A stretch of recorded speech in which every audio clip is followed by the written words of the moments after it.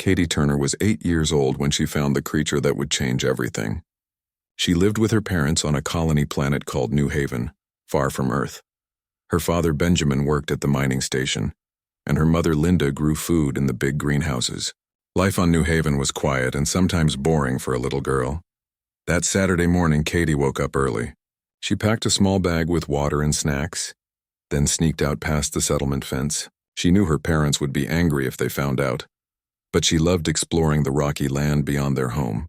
The red rocks and strange plants made her feel like an adventurer from the stories she read. Katie walked for about an hour, following a path she had used before. Then she saw something new. A trail of shiny pieces led across the ground, sparkling in the morning sun. She thought maybe it was some kind of valuable metal that her father would like. She followed the trail, her heart beating faster with excitement. The trail led to a crash site. Katie stopped and stared. A small ship lay broken on the rocks. It looked nothing like human ships. The metal was smooth and curved in strange ways, and it seemed to change colors when she looked at it from different angles. Smoke rose from cracks in the hull. Katie moved closer, being careful where she stepped. Then she heard a sound. A small weak cry that made her heart hurt. She looked around and saw movement near a large piece of the broken ship. The creature was small, about the size of a cat. Katie had never seen anything like it. Its skin was covered in gray-green scales that looked sick and damaged. 2 wings stuck out at wrong angles, clearly broken. Its face was mostly teeth and bulging eyes that looked in different directions. Thick, sticky liquid oozed from cuts all over its body. By any normal standard, it was ugly and scary, but Katie thought it was the sweetest thing she had ever seen. She walked slowly toward the creature, making soft sounds like her mother did with hurt animals. The creature watched her with one eye, too weak to run away or attack. It made that crying sound again, softer this time. Katie knelt down next to it. Up close, she could see it was shaking from cold and pain. Its breathing came in short, difficult gasps. She knew it was dying. Without thinking twice, Katie took off her jacket. She carefully wrapped the creature in the warm fabric, lifting it gently into her arms. The creature flinched but did not fight her. It seemed to understand she was trying to help. "Don't worry, little guy," Katie whispered. "I'm going to take care of you."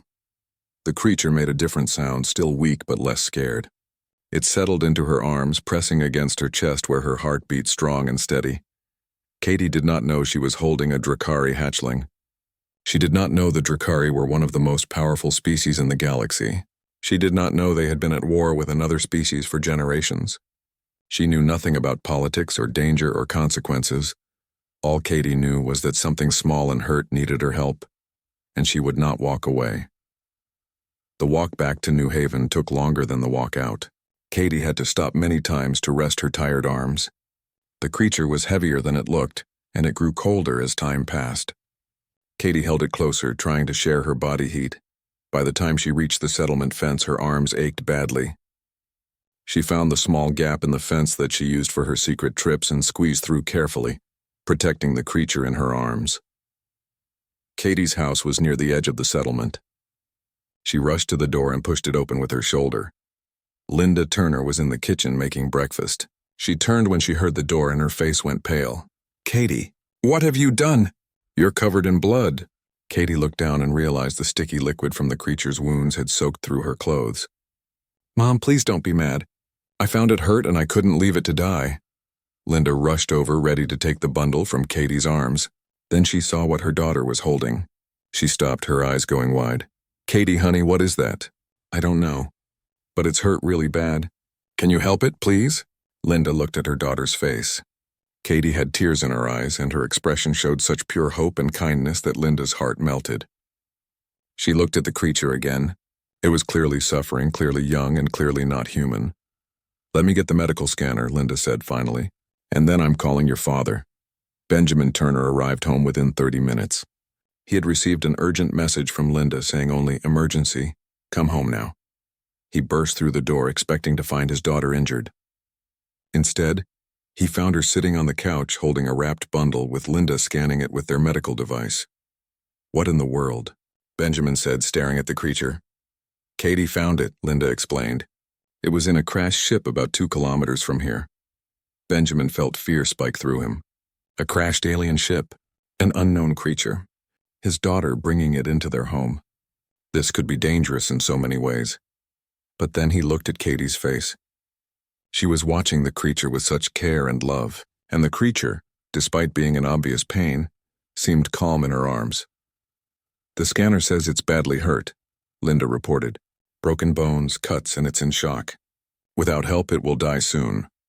We should tell the settlement administrator," Benjamin said, though his voice was uncertain. "They'll take it away," Katie said quickly. "They'll want to study it or lock it up." "Please, Dad, it's just a baby. It hasn't hurt anyone." Benjamin looked at his wife. Linda looked back at him. They had been married for 12 years and could read each other's thoughts. They both knew this was risky. They both knew they should report it. They both knew they were not going to. "Okay," Benjamin said with a sigh, "but we keep this completely secret. No one can know. And if it becomes dangerous, we report it immediately." Katie's face lit up with joy. "Thank you, Dad." "Thank you." Over the next 3 days, the Turner family became experts in alien care through trial and error. They cleaned the creature's wounds with human antiseptic, hoping it would work. They tried different foods until they found it liked raw protein from their food maker. They kept it warm with heating pads and blankets. Slowly, amazingly, the creature began to heal. Its breathing became easier. The wound started to close. It began to move around a little, exploring Katie's room where they kept it hidden. Katie spent every free moment with the creature. She talked to it constantly, telling it stories and singing songs. She held it when it seemed scared. She fed it by hand and cleaned its wounds gently. On the 4th day, something incredible happened. Katie was sitting on her bed with the creature in her lap, stroking its scales carefully. She was talking about her day at school when suddenly images appeared in her mind. Not words, but feelings and pictures, hunger. "Thank you. Safe. Curious." Katie gasped. "Mom, Dad, come here." Her parents rushed into the room, worried something was wrong. Katie looked up at them with wide, excited eyes. "It's talking to me," she said. "Not with words, but I can feel what it's thinking." Benjamin frowned. "That's not possible." The medical scanner didn't show any brain activity that would allow for telepathy. As if to prove Katie right, the creature turned its head to look directly at Benjamin. For a moment, Benjamin felt something touch his mind. A presence. A consciousness that was alien but somehow understandable. And beneath everything else, he felt the creature's complete trust in Katie. Benjamin sat down heavily on Katie's bed. "This is bigger than we thought." That night, after Katie had fallen asleep with the creature curled next to her like a strange pet, Benjamin and Linda sat in their living room talking quietly. "I did some research," Linda said, showing Benjamin her tablet. "I searched the colony database carefully. There are old stories about a species called the Drakari. They're supposed to be extinct, but the descriptions match our little friend perfectly." Benjamin read through the information. Most of it was vague and based on rumors, but a few things were clear. The Drakari were powerful.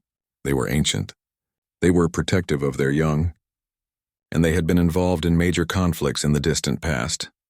"If this really is a Drakari," Benjamin said slowly, "and if its family comes looking for it, they'll find it alive and healthy, being cared for by humans," Linda finished. "By our daughter specifically." They sat in silence, thinking about what that might mean. "We made a choice when we decided to help it," Linda said finally.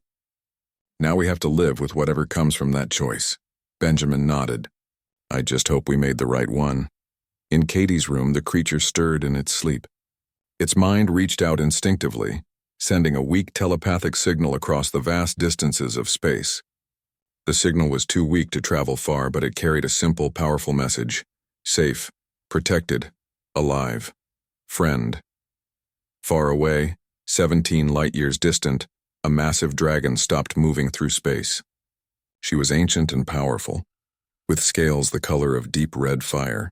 She was a matriarch, leader of her family group, and she had just felt something she had not felt in months, her youngest child, her baby. Still alive. The matriarch's roar of joy and fury shook the emptiness around her. Other dragons responded, changing their course immediately.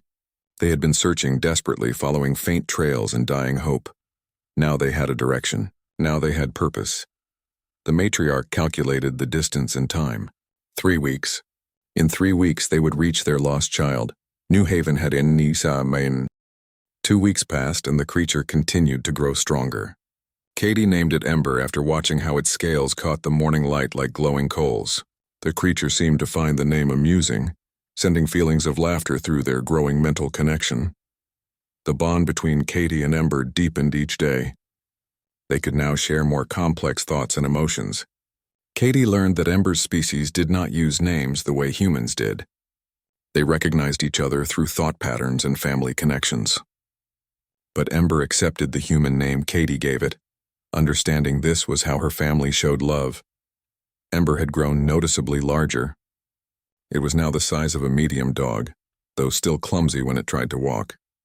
Its scales had changed from sick gray-green to beautiful midnight blue with silver streaks.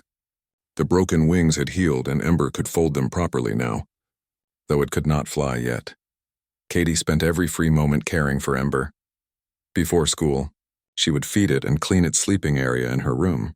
After school, she would practice communication through their mental link and help Ember exercise its healing wings. At night, they would fall asleep together, their minds connected even in dreams. Benjamin had become worried for a different reason. After researching Drakari bonding practices, he discovered something troubling. When a Drakari formed a deep bond with another being, it was permanent. Breaking such a bond could damage both minds badly. His 8-year-old daughter had accidentally tied herself to an alien creature for life. One evening, Benjamin tried to explain his concerns to Linda while Katie was busy with Ember. "The bond is not just friendship," he said quietly. "It's a mental and emotional connection that will last forever." Katie is too young to understand what that means. Linda nodded slowly. "I know, but look at her, Ben. She's happier than she's ever been.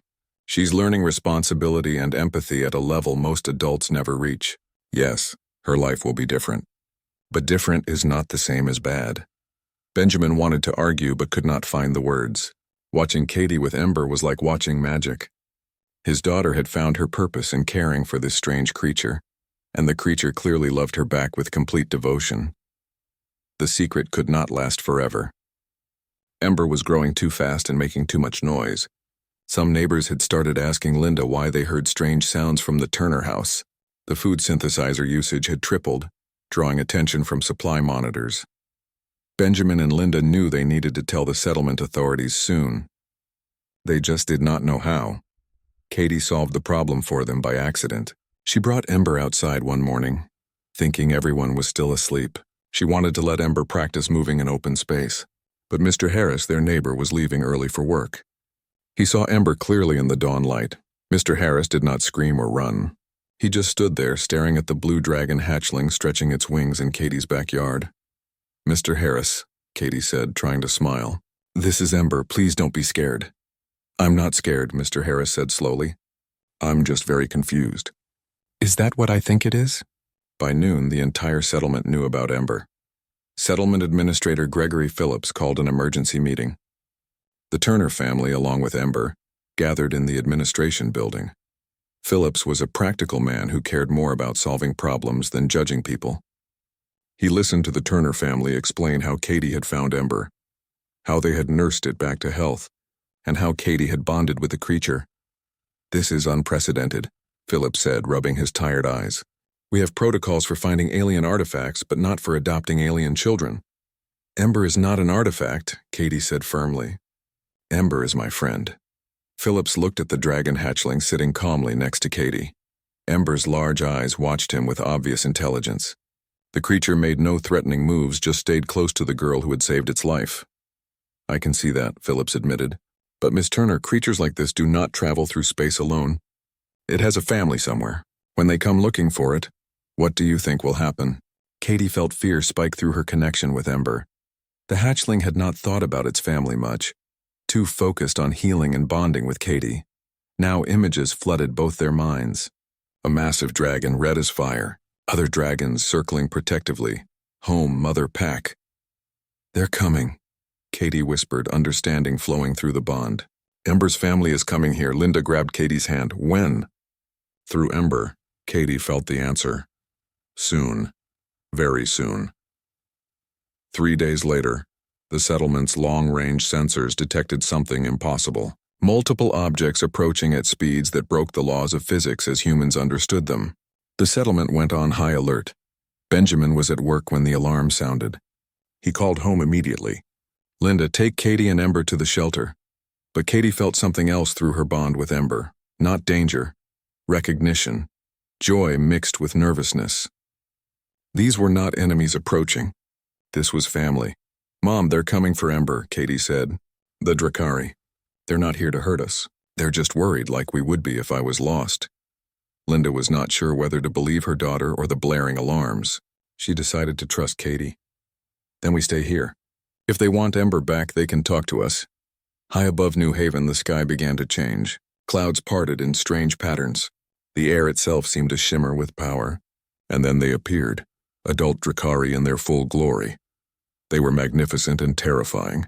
Each dragon was as large as a whale from Earth's oceans. Their scales shimmered with inner light. Their wings seemed to bend space itself when they moved. Their eyes held intelligence that was old before humans learned to make fire. The lead dragon was larger than the others. Her scales were deep crimson marked with silver patterns. This was the matriarch. This was Ember's mother. And she had crossed impossible distances to find her lost child. The settlement's defense weapons powered up automatically. Phillips quickly overrode them. If these creatures wanted to destroy New Haven, their small guns would only make them angry. Katie stood in her family's doorway with Ember pressed against her side. She felt the moment when the matriarch's mind touched hers. It was like standing before a sun. Overwhelming, powerful, ancient, but there was no anger in that touch. Only desperate hope and growing confusion. The matriarch landed in the settlement's central plaza. The ground shook from her weight. Other dragons circled overhead, protective and ready. She folded her massive wings and turned her burning gaze directly toward Katie's home. Through Ember, Katie felt the matriarch's thoughts, questions, demands, relief. And beneath it all, a mother's fierce love. "It's okay," Katie whispered to Ember. "That's your mom. She's been so worried about you." Ember pressed closer to Katie, feeling torn. Joy at sensing its mother's presence fought against reluctance to leave this small human who had shown such kindness. The hatchling's confusion flooded through their bond, making Katie want to cry. Linda tried to pull Katie back inside, but Katie resisted. "I have to go to her. She needs to understand what happened." "Katie, that dragon could kill you without thinking about it," Benjamin said, having rushed home from work.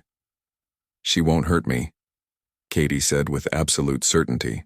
"Ember trusts me, and Ember's mother trusts Ember." Before her parents could stop her, Katie walked forward. Ember moved with her, matching her steps. Together, they crossed the plaza toward the waiting matriarch. Every human in New Haven watched, holding their breath. This was first contact at its most personal and frightening. Katie stopped a few meters from the matriarch. She could feel heat radiating from those massive scales. She looked up and up until she met eyes that burned with inner fire. "Hello?" Katie said simply. "You must be Ember's mother." "I'm Katie. I found Ember when it was hurt badly and I helped it get better. I hope that's okay with you." The matriarch's response bypassed all language. She extended her telepathic awareness to include Katie directly. Suddenly, the girl understood everything. She saw the accident that had hurt Ember. A spatial storm had torn apart the teaching vessel Ember was traveling on. The other hatchlings had been rescued quickly, but Ember had been thrown far from the others. The matriarch had searched desperately, following every tiny clue, fearing her youngest child was dead. And now she felt confusion and wonder. Her child was alive and healthy, but bonded to this tiny alien creature, a human, young even by human standards, but kind, brave, and genuinely deeply connected to Ember in ways that went beyond simple caretaking. Katie also felt the matriarch assessing her. Small, fragile, would not survive a week in true wilderness. But her mind was strong. Her heart was pure, and she had saved a Drakari child without expecting any reward. The matriarch lowered her massive head until her eyes were level with Katie's. She sniffed carefully, reading scents and chemicals that told their own story. This child had spent weeks caring for Ember, feeding, cleaning, comforting, not from duty but from love. Then, very carefully, the matriarch extended one talon. It was as long as Katie's arm and sharp enough to cut through steel.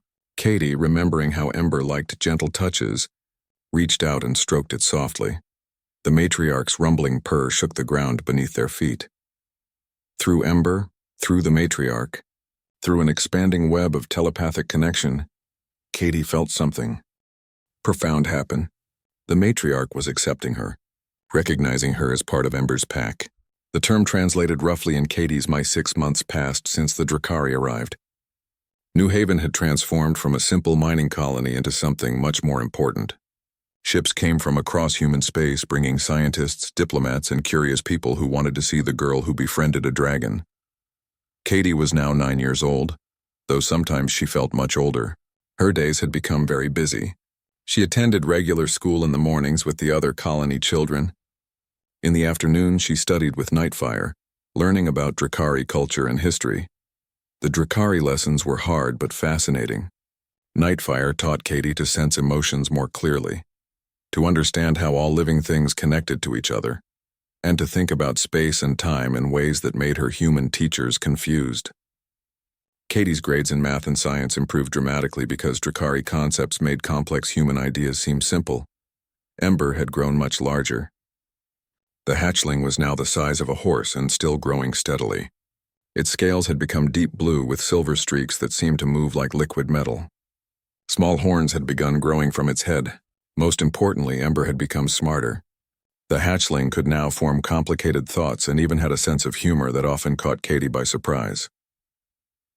One afternoon, Katie lay in the grass outside the settlement while Ember practiced flying overhead.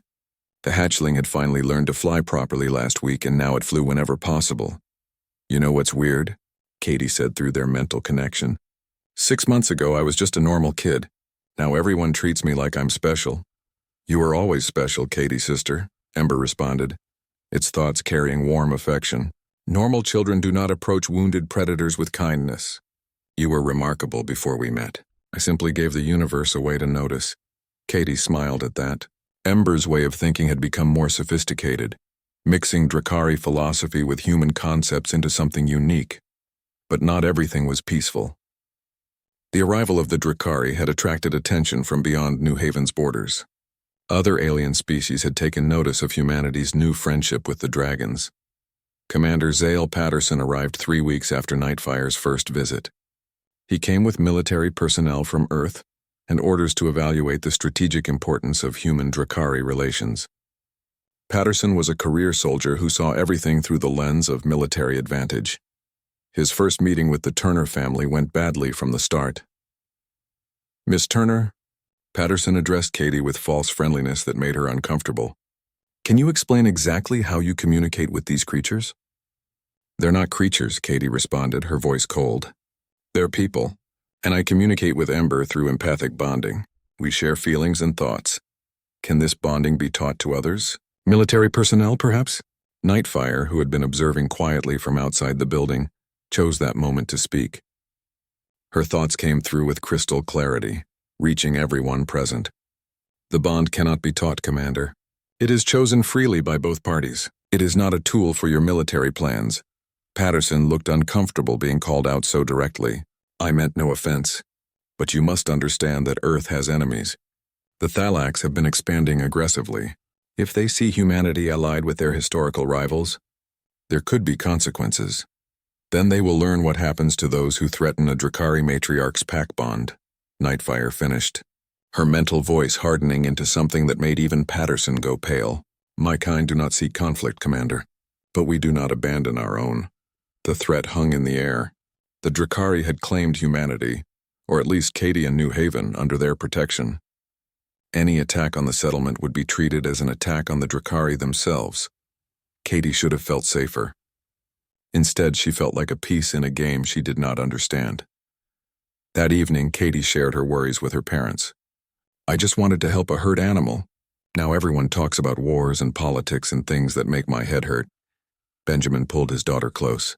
"I know, sweetheart. But you did something extraordinary. And extraordinary actions have extraordinary consequences."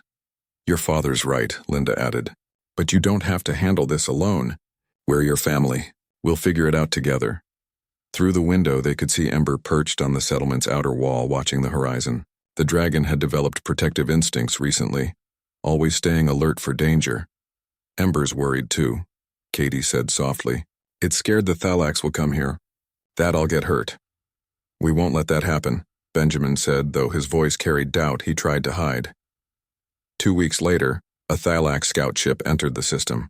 It stayed far away, broadcasting diplomatic messages, but its presence set off alarms throughout New Haven. The Drakari responded immediately, increasing their patrols and preparing for potential conflict. Katie watched from her classroom as Nightfire and 3 other adult Drakari took to the sky. Their massive forms moved with deadly grace. Through Ember, she felt their collective wariness, their readiness to fight if necessary. The standoff lasted 3 days. The Thylax ship remained in the system, not approaching but not leaving either. New Haven's residents tried to continue normal life, but tension filled the air like electricity before a storm. On the 3rd night, Katie had a terrible nightmare. She dreamed of fire consuming the settlement. She dreamed of Ember crying out in pain. She dreamed of Nightfire's rage burning like a star. She woke up gasping, her bond with Ember flaring with shared distress. Ember, sleeping outside her window, immediately connected with her mind. "Peace, sister. It was only a dream." "It felt so real," Katie whispered, her voice shaking. "You were hurt. Everyone was fighting." "Possible futures sometimes visit us in dreams," Ember said, showing knowledge beyond its young age. Nightfire had been teaching her offspring about Drakari precognition, their limited ability to sense probable outcomes. "But the future is not fixed. We shape it with our choices." Katie climbed out of bed and went to sit beside Ember. She leaned against the dragon's warm side, drawing comfort from the physical contact. "I don't want there to be a war because of me." "There will not be," Ember assured her. "Mother says the Thylax are cautious. They test boundaries but do not truly want conflict. Not yet, anyway. But someday they might. Perhaps. But you will be ready when that day comes. We both will be." Katie found comfort in Ember's certainty. Over the past months, she had learned that the Drakari thought in terms of centuries while humans thought in terms of years. What seemed like an immediate crisis to her was just another small development in conflicts that had lasted for generations. The next morning, the Thylax ship finally made direct contact. Its message was brief and mechanical. The Thylax Collective acknowledges the human colony of New Haven and its association with Drakari elements. We request audience with the human child who has bonded with the dragon hatchling. Diplomatic exchange. No hostility intended. Patterson wanted to refuse immediately. Nightfire wanted to refuse. Even Katie's parents wanted to refuse. But Katie, talking quietly with Ember through their bond, made a different choice. "I'll meet with them," she announced at the emergency meeting. "If they want to talk to me, let them. Maybe I can help prevent a war." "You're 9 years old," Patterson objected strongly. "I'm also the only human with a direct connection to the Drakari," Katie countered, showing political awareness that surprised everyone. "And I'm apparently important enough that the Thylax crossed space to meet me. So let's use that." Nightfire, after a long moment of silence, supported Katie's decision. "The small one shows wisdom beyond her years. We will permit this meeting under controlled conditions. I will be present." The meeting was arranged for neutral ground between New Haven and the Drakari camp. A temporary building was constructed for the occasion. Katie entered flanked by her parents on one side and Ember on the other. Nightfire's massive presence loomed protectively nearby. The Thylax delegation consisted of 3 individuals. Their exoskeletons gleamed like polished metal in the afternoon sun. They moved with precise mechanical grace. They communicated through a combination of chemical signals and electronic transmissions that required translation devices. The lead Thylax, identifying itself as Ambassador Clicks, regarded Katie with multifaceted eyes that revealed nothing of its thoughts or emotions. "Human child," Clicks began, its translated voice flat and emotionless. "The collective seeks understanding. Your species is unknown to us. Your alliance with the Drakari is unprecedented. Explain your intentions." Katie took a deep breath, feeling Ember's supportive presence through their bond. "I don't have intentions. I found Ember hurt and I helped it get better. That's all that happened." "That is not all," Clicks responded. "You have formed a bond that obligates the Drakari to your protection. You have altered the political landscape of this region significantly. You have created complications." "I created friendship," Katie said firmly. "I'm sorry if that complicates things for you, but I'm not sorry I helped Ember. And I won't apologize for making friends with someone different from me." There was a long silence. The Thalax conferred among themselves in rapid bursts of chemical communication that smelled sharpen. Katie's 10th birthday arrived with unexpected celebration. The entire settlement of New Haven threw a party, grateful for the prosperity her connection to the Drakari had brought. Merchants had established shops, scientists had built research facilities, the small mining colony had become something important. Ember, now massive enough to carry Katie on its back during short flights, had arranged a surprise with Nightfire's help. At dawn, Katie was awakened by her Bond siblings' excited mental call. "Come outside, sister. We have a gift for you." Katie rushed outside in her pajamas to find an incredible sight. The entire Drakari flight had assembled in the valley beyond the settlement. 24 adult dragons, their scales gleaming in the morning light, had arranged themselves in a formation creating a corridor leading to the mountains. "What is this?" Katie asked, overwhelmed by the beauty of it. "Your first true flight," Nightfire announced, her mental voice warm with approval. "You are old enough now to ride properly, with understanding and skill. Ember will carry you and we will fly together as a pack." What followed was the most amazing experience of Katie's young life. Secured by a specially designed harness, she rode on Ember's back as the dragons took to the sky. They climbed higher than human aircraft dared to go, until New Haven looked like a tiny dot below, and she could see the curve of the planet. Through her bond with Ember, Katie experienced flight as the Drakari did. The rush of wind, the play of air currents, the pure joy of moving in 3 dimensions with complete freedom. She laughed and cried at the same time, overwhelmed by beauty and wonder. "This is what I wanted to show you," Ember said, broadcasting images and emotions. "My world, our world. The universe is vast, Katie's sister, and full of wonders. We will explore it together." But even as Katie experienced this perfect moment, forces were moving against her. 3 ships entered the system that afternoon, bearing credentials from the Galactic Council. The Council was supposedly a neutral organization that mediated disputes between alien species. But the Drakari had long regarded it with suspicion, seeing it as a tool for more powerful species to control others. The ships requested an immediate meeting with Administrator Phillips, Commander Patterson, and the human child bonded to the Drakari entity. Katie was still glowing from her morning flight when she was summoned to an emergency session. The Council's representative was a tall, crystalline being that introduced itself as Arbiter Kess. Its body seemed to be made of living gemstone that reflected light in strange patterns. "Katie Turner," Kess began, its voice like wind chimes. "The Council has received numerous reports about your unusual relationship with the Drakari. We have come to determine if this alliance poses a threat to galactic stability." "It's not an alliance," Katie said, repeating words that had become familiar. "It's a friendship." "Friendships between species have started wars," Kess replied, its crystalline face impossible to read. "The Drakari are powerful and unpredictable. Their withdrawal from galactic affairs was considered beneficial by many species. Your actions have drawn them back into the wider community." Nightfire, present at the meeting, rumbled a warning that shook the windows. "The Drakari withdrew because the wider community sought to exploit us. We have no interest in your politics or your wars. Our presence here is purely familial. Yet you have sworn to protect this human settlement," Kess pointed out. "That is a political act, whether you acknowledge it or not." Katie felt tension building in the room. Through Ember, she sensed other Drakari gathering outside, ready to defend their matriarch if necessary. Patterson's hand drifted toward his weapon, a useless gesture against beings who could survive in space itself. "What do you want?" Katie asked, cutting through the diplomatic talk. Kess's crystalline features seemed to soften slightly. "The Council wants to ensure that no party is being coerced or manipulated. Specifically, we must verify that you, Katie Turner, have formed this bond willingly and that you understand its implications." "I understand perfectly," Katie said. "I found Ember hurt. I helped. We became friends. That's not complicated." "But the consequences are," Kess insisted. "Child, you are 10 years old.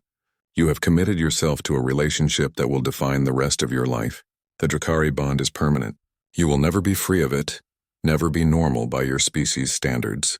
Do you truly understand what you have sacrificed?" For the first time, Katie hesitated. In the months since finding Ember, She had been so caught up in excitement and learning that she had not fully considered what she had given up. Normal friendships, a normal education, the chance to someday leave New Haven and explore human space on her own terms. Through their bond, she felt Ember's sudden fear. The dragon had never considered that Katie might regret their connection.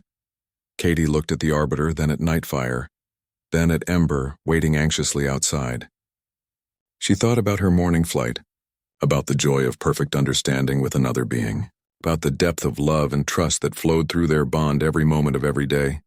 "I haven't sacrificed anything," Katie said finally, her voice strong and certain. "I've gained everything that matters. Ember is my family. The Drakari are my family. Yes, my life is different from what it might have been, but different isn't worse. It's just mine." Kess regarded her silently for a long moment. "The Council will accept your testimony. However, we must also evaluate the Drakari's intentions. Nightfire, why have your kind truly returned to galactic affairs? What do you hope to gain from this alliance with humanity?" The matriarch's response was complex, layered with emotions and concepts that required Katie's interpretation. "My youngest child was dying. A human child, knowing nothing of our kind, chose compassion over fear.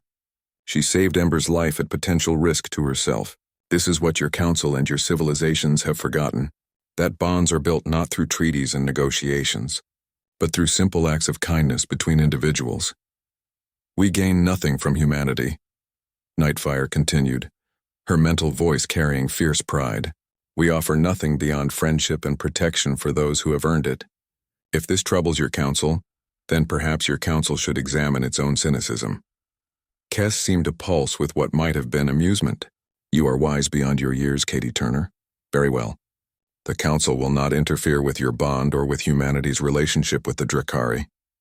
However, we will maintain observation posts in this system.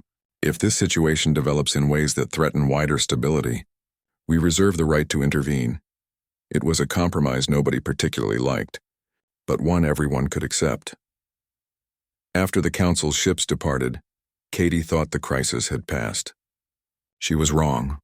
That night, alarms shattered the settlement's peace. 3 Thalax warships had entered the system, moving fast and broadcasting hostile intent. Behind them came more ships from species Katie did not recognize, all converging on New Haven. The Galactic Council's visit had attracted attention from exactly the parties everyone hoped to avoid. Various factions, seeing opportunity in the chaos, had come to either claim or destroy the human settlement that had somehow become strategically important. "This is bad," Patterson said, studying tactical displays in the Emergency Command Center. "We're looking at 7 different ships, all with conflicting agendas.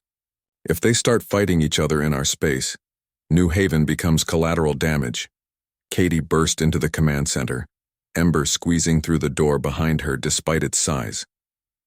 "We have to stop this. How?" Patterson demanded. "We have no military capability worth mentioning. The Drakari are powerful, but they can't fight 7 ships at once without massive casualties." "We don't have to fight them," Katie said, an idea forming in her mind. "We just have to give them a reason not to fight each other." Through Ember, she connected with Nightfire and broadcast a proposal to the entire Drakari flight. What she suggested was dangerous, unprecedented, and possibly insane. It also might be their only chance. 10 minutes later, every Drakari in the system took to the sky simultaneously. They arranged themselves in a massive formation around New Haven, creating a living shield between the settlement and the approaching ships. Then, in perfect synchronization, they opened their telepathic abilities to maximum range. Katie, serving as the central node through her bond with Ember, became a living conduit for a message that reached every ship, every mind in the system. It was not words or even images, but pure emotion. The memory of her first meeting with Ember. The fear and hope she felt approaching a wounded creature. The decision to help despite the risks. The joy of connection across species boundaries. And through that memory came a simple question, repeated again and again in waves of telepathic force. What do we gain from violence that we cannot gain from compassion? The effect was immediate and powerful. Telepathic communication bypassed translation devices, interpretation errors, and political posturing. Every being in the system felt Katie's genuine emotion, her uncomplicated desire to protect her friend and her home. The Thalax ships were first to break formation, pulling back to a safer distance. One by one, the other vessels did the same. Katie's empathic broadcast, amplified by dozens of Drakari, had forced them to confront the personal reality behind the political situation. 5 years later, Katie Turner stood on the observation deck of the first human Drakari joint facility, gazing out at stars she once thought impossibly distant. At 15, she had grown into a confident young woman, though traces of the wide-eyed girl who saved a dragon still showed in her smile. Ember perched beside her, now massive enough to dwarf a small spacecraft. The dragon's scales had deepened to the color of midnight oceans, shot through with silver patterns that seemed to mirror constellations. Despite its size and power, Ember's thoughts remained as warm and affectionate as the day they met. Nervous? Ember asked through their bond.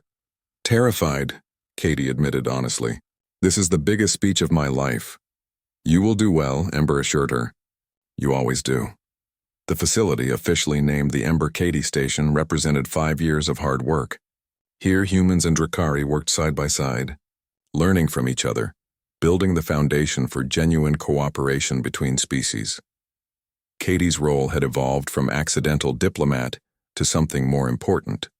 She had completed specialized education combining human and Drakari curricula, gaining deep knowledge of xenobiology, cultural anthropology, and empathic communication. She was now the foremost expert on human-Drakari relations in existence. Today, she would address the Galactic Council itself, presenting a proposal that could reshape interstellar relations for generations to come. The auditorium gradually filled with representatives from dozens of species. The crystalline Arbiter Kess arrived, now a familiar if still mysterious figure. The Thalax sent a delegation, curious despite their lingering reservations. Even species that had never participated in council affairs before appeared.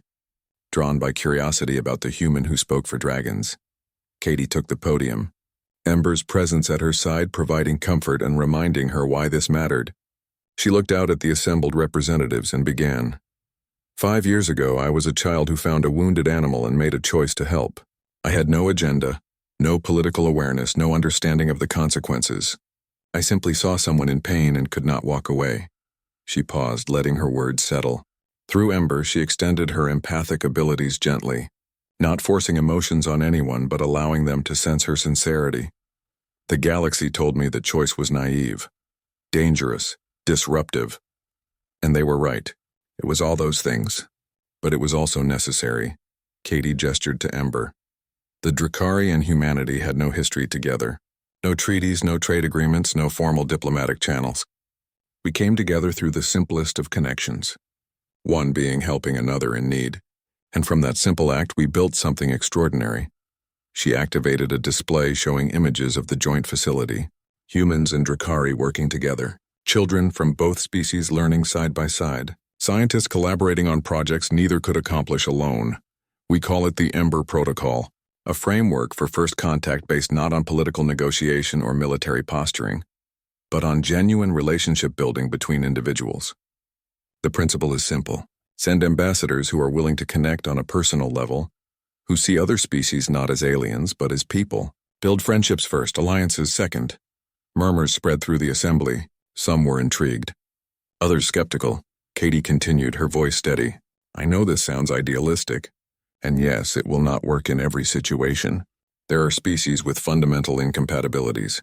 Civilizations whose values are genuinely opposed.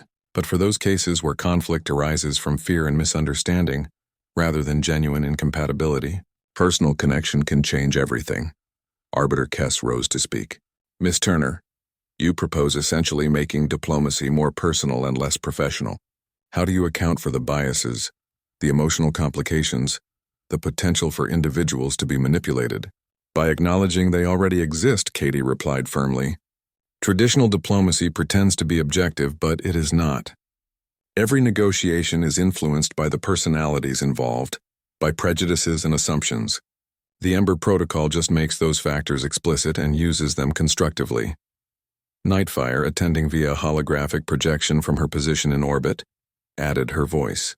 The Council has operated for millennia on the principle that distance creates wisdom. But distance also creates misunderstanding. My kind withdrew from galactic affairs because we saw no path to genuine connection with those who viewed us as threats or tools. Katie Turner showed us another way. The debate that followed lasted for hours. Species after species weighed in, sharing concerns and hopes. Some embraced the Ember Protocol enthusiastically, seeing it as an opportunity to rebuild damaged relationships. Others remained cautious, unwilling to risk established diplomatic frameworks on an untested idea proposed by a human teenager. Finally, Arbiter Kess called for a preliminary vote. The proposal was to establish a pilot program for the Ember Protocol, testing it in 3 non-critical first contact scenarios over the next 5 years. The vote passed narrowly, with significant dissent. But it passed. After the session ended, Katie found herself surrounded by representatives eager to discuss implementation details, share concerns, or simply meet the famous human who spoke for dragons. She handled each interaction with grace, but by the time she finally escaped to a quiet observation room, she was completely exhausted. Ember joined her, carefully maneuvering its massive body through the reinforced doorway. "You did well, sister. Better than well." Katie leaned against Ember's warm flank, drawing comfort from their bond. "Did we actually change anything? Or did we just give the council a way to say they tried something new, without really committing to it?" "Both, perhaps," Ember replied with draconic pragmatism. "Change comes slowly to institutions built on tradition. But seeds have been planted. In 5 years, 10 years, a generation, those seeds will grow into something beautiful. I will be 20, 30, 40 by then," Katie mused. "I have spent my entire childhood and adolescence on this. Sometimes I wonder what my life would have been like if I had just walked past that crash site." "Safer," Ember said. "Simpler. And infinitely less meaningful." Katie smiled despite her exhaustion. "Yeah, I would not trade you for anything. Not for normal, not for simple, not for anything." Through their bond, Ember shared memories. Katie as a child fearlessly approaching a wounded predator. The two of them learning to communicate. Their first flight together. The moment Katie stood between Ember and the Thalax warships, refusing to let fear dictate her actions. "We have lived a lifetime of experiences in 5 years," Ember observed, "and we have many lifetimes yet to come." "You will live longer than me," Katie said, acknowledging what they both knew. Drakari lifespans measured in centuries, while humans were comparatively short-lived. "What will you do when I am gone?" "Mourn," Ember said simply, "and celebrate, and carry forward what we have built together. But that is a concern for another day. Today we have changed the galaxy a little bit. That is enough." Katie's parents found her there an hour later, still resting against Ember. Benjamin and Linda Turner had aged noticeably in the past 5 years. The stress of raising a child at the center of interstellar politics had taken its toll, but they had never wavered in their support. "The facility director wants to know if you will stay for the gala tonight," Linda said. "Every important person in the sector will be there," Katie groaned.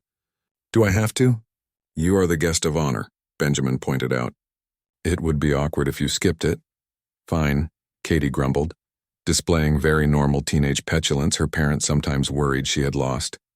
"But Ember comes with me and I am not wearing heels." The gala was everything Katie expected. Formal, slightly boring, and full of people who wanted to either praise her or convince her to support their various causes. She endured it with practiced grace, Ember's presence at her side making everything more bearable. But the most meaningful conversation happened almost by accident, with a young Thalax student who approached nervously near the end of the evening. "Miss Turner, I am called Tick in your language. I study xenobiology at the New Haven Institute. I wanted to thank you." Katie blinked in surprise. "Thank me? For what?" "For showing that different species can be friends," Tick said, its translated voice carrying genuine emotion. "My people and the Drakari have been enemies for so long we forgot why we started fighting. But you and Ember, you show another way. I came to this station because of you, to learn from humans and Drakari both. You inspired me to believe peace is possible." Katie felt tears prick her eyes. This was why everything mattered. Why all the stress and responsibility was worth it. One person, one connection at a time, the galaxy could change. "Thank you for telling me that," Katie said sincerely. "And thank you for being brave enough to come here, to try something different. You are the real hero, not me."